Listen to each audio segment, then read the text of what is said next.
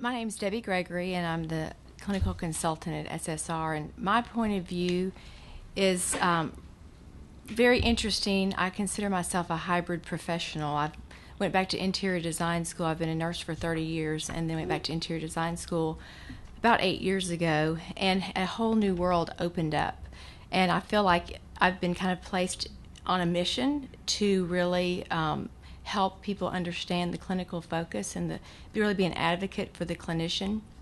And so through this process and looking at the design of hospitals, it really kind of followed the nursing process that I learned 30 years ago about, assessing and, finding the problem, finding solutions. So there was really a great parallel in those two professions. And so as fate would have it, I combined those careers and really now consider myself an advocate for the clinical work environment.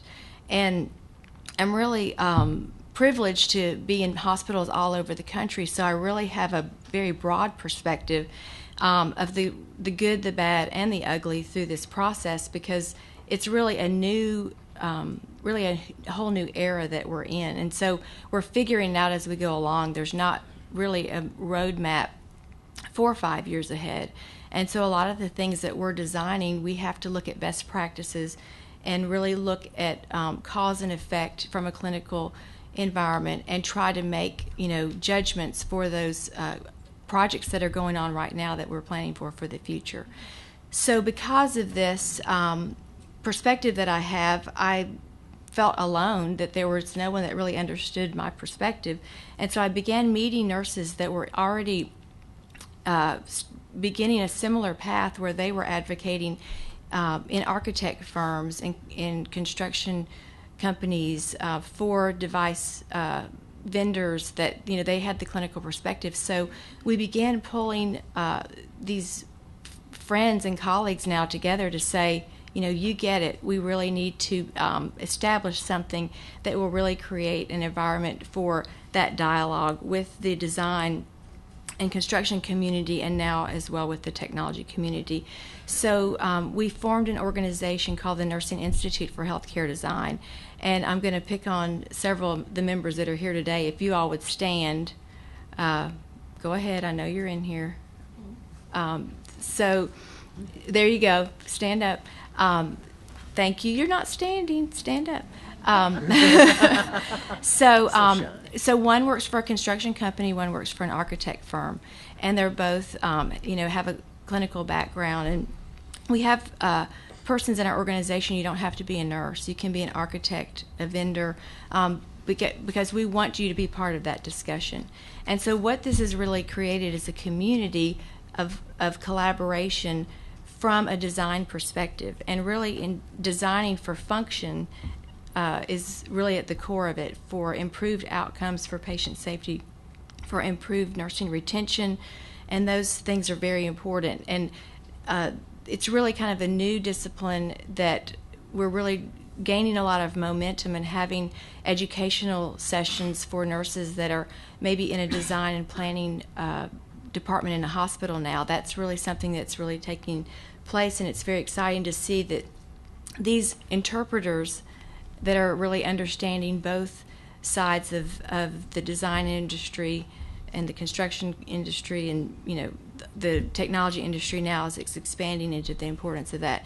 It's been very vital to have those people embedded in those facilities, in those architect firms, really creating that sense of whenever you see that person, oh, there's the nurse, and what is that perspective, always as a reminder as we get into our design projects, to as we look at walls and programming, that sort of thing, always remembering to have the nurse at the table. And what I'm finding now in our technology practice is that really it's now becoming imperative to include all those people from the very beginning of the vision, and then creating that long-term plan.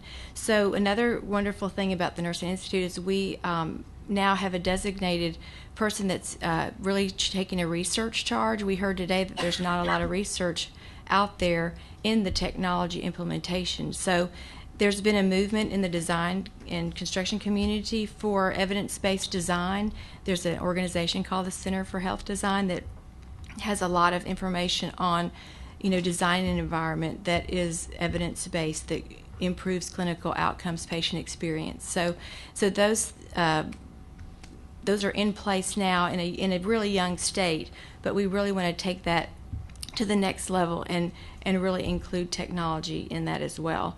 So we have a research component now that's growing. We also have a group that's on the facility and guidelines committee, and will be starting to participate in that, from a national level. So really having those nurses at the table when we're developing those guidelines and those discussions and revisions are coming in, to be able to have that voice and how that's going to impact the different areas and specialties. Because you can talk to an ED nurse, and you can talk to a nurse that's in a clinic setting, and there's two totally different needs and perspectives. So we've really divided it up into the inpatient and outpatient perspective from that. So I encourage you, if you're an architect, or you're from a system and just need some information about the clinical perspective, and have someone, as you're designing new projects or renovations, look into that, and maybe have someone that can attend our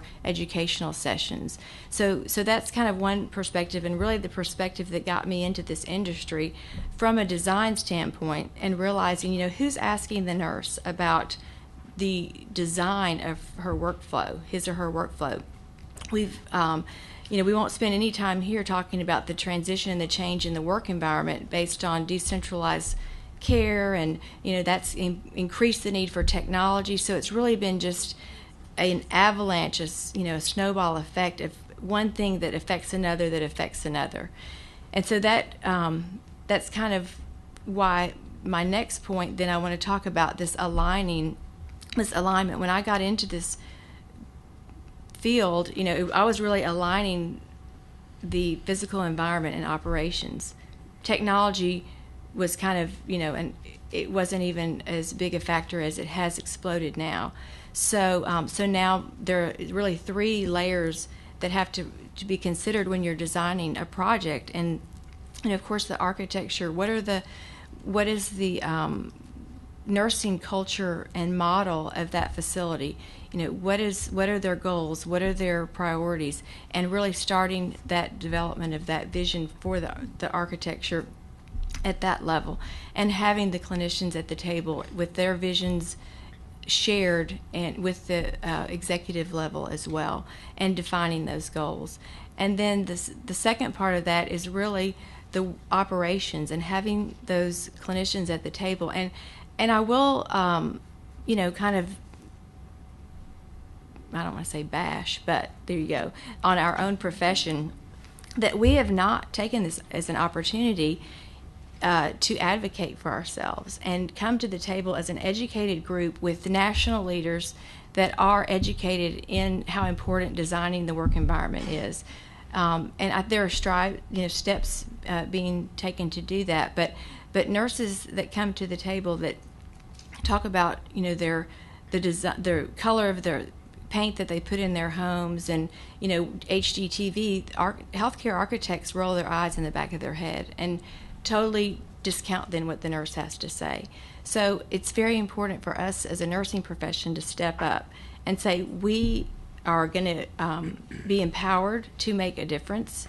We're going to be empowered to advocate for our patients. That's why we became nurses, to touch our patients, to have compassion and care in this environment. And we're distracted, and we have to walk. We're tired.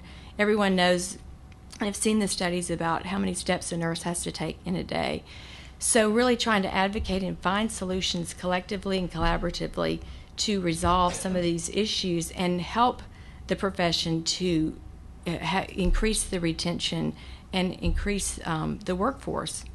So it's really a very complicated issue, but it has to start somewhere. So we have really made strides to try to bring events like this, to bring the right people, the stakeholders at the table, to become more collaborative and become joint caregivers so to speak. And really, my new term is really that vendors are really co-caregivers with us. As they put devices in our hands, really they need to accept a lot of responsibility for that education. One of the things that we do in our technology practice is post-occupancy evaluations. And when I go and my role is to really shadow the nurses and see how the adoption of technology is taking place, if their technology investment is really being utilized. And I'll have to say that I see a lot of workarounds when I'm out on the floor. I see a lot of technology that I'll ask the nurse about, and they'll say, I'm not exactly sure what that's for. And so it's really important for all of us to come together and really have that strategic plan that they were talking about earlier, for the vision and then the selection and then the implementation, and then, as we'll talk about later on, the sustainability of that technology and that resource. And then I think I've heard lately the idea of some of these innovation rooms or floors or centers being incorporated in now health systems, so that there is a playground of sorts to be able to really test and identify and have feedback from all the key stakeholders. So I feel like we're in a new era, and people are having to really step up and listen and learn each other's language and learn how to communicate and collaborate. Many hospitals that I go into, the clinical informatics and the IT department are way down in the basement, and people don't, they've been usually a hidden entity. And my husband's a pharmacist, so he's always in the basement too. So we have this conversation a lot, but it's really important. In fact, just as a quick side note, there's a Pharmacy Practice Act that the pharmacists are really they're being encouraged to become at the bedside and be co-caregivers as well. So there's a movement in our healthcare ecosystem, and I think the people in this room that now we're all educated. I was talking to someone earlier that's like, I get it. I see how this is so important. The alignment of architecture, operations, and technology is really at the key of optimizing our clinical delivery models and optimizing our patient outcomes. So it's very important in that aspect as well. And then also, there's a lot of discussion today about smart rooms and really that next sexy, sleek design. And we all have, smart technology. As was mentioned, our children are all, becoming techno geeks in a way. If we have a problem, I'll say my generation, with my technology, I'm going to ask my college student, my young niece and nephew, they're going to fix it for me. So I think we need to be prepared, those of us in this room, for this next generation that is going to understand technology. The average age of the nurse is about my age, 50. I'm getting ready to be 51 next week. So we grew up in a totally different care delivery model. And so those educational programs are very important. And one thing that we're trying to do through the Nursing Institute and through some of my work is really partner with some of the schools to create that the culture that's going to incorporate a lot of these new systems and delivery models that we're seeing today, and it's changing. I got an iPad 3 years ago, and that was really when the first apps started coming out. And so now today, I used to try to keep I used to start collecting healthcare apps, and then it got to 1 page, 2 pages, 3 pages. Now I've just given up. I really can't keep up with it. And one challenge that I really have to those developers that are developing these apps is, I've been approached by several saying, hey, will you look at this and let me know, what you think? Is this gonna work? And several of them I've looked at, and I said, did you talk to a nurse as you were designing this, or have you ever been a patient in the hospital? Well, no. We're just kind of cool techno geeks that really want to get into this industry, and so we feel like healthcare is going to be the next wave of cool healthcare technology. And so, in looking at some of their workflow, I said, well, right now in a typical patient room, there are 3 zones. There's the clinician zone, the patient zone, and the family zone. You've placed that device over by the family zone, and the nurse, every time she interacts with that, is going to have to walk around the bed. That's not going to work. Or they'll say, well, the nurse can just input all this information to make this app work. And I'll say, that app will sit on that wall and not be touched because the nurse has enough information to document. So really becoming involved in a lot of the development of some of these, garage, applications that are being developed. It's really important for the nurse, for our profession to step up and say, and I think guidelines are coming through the FDA, that are really making, stipulations about that, which is needed, and thank goodness we have those organizations that do strive to protect us. So really, that's kind of the next wave that we're coming into, and so the whole aspect of the smart room is really what I have kind of changed in my mind to say it's really smart care delivery, and whether that technology is enhancing my care delivery, don't make me work around it and find a way to work around it. Don't make me log in 5 times in order to just get to 5 different systems. So we have a lot of work to do, but I think coming together in groups like this and being able to talk and discuss and really become become co-caregivers is really what I see as the state of the future, and is really what my mission is, and my point of view, to really bring the right people to the table, ask the right questions, start the conversations in the inception stage, in the early stages, and carry that throughout the project, throughout the implementation, and then really throughout the sustainability. So thank you so much for being here.